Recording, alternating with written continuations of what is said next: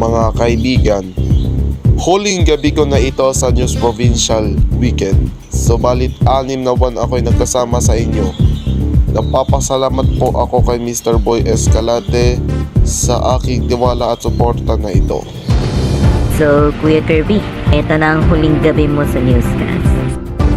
So Kir, maraming salamat sa nakasama mo sa amin ngayon gabi. So, kayong tatlo muna ang bahala sa programa na ito. So, huling extra mo na ito. Ito ang News Provincial Weekend. Sa aking huling pagkakataon, ako po si Kirby Davidson. So patuloy nyo pa rin kami mapapanood sa OCN at ONN Network. Ako si Amina Putri para sa mas malaking misyon.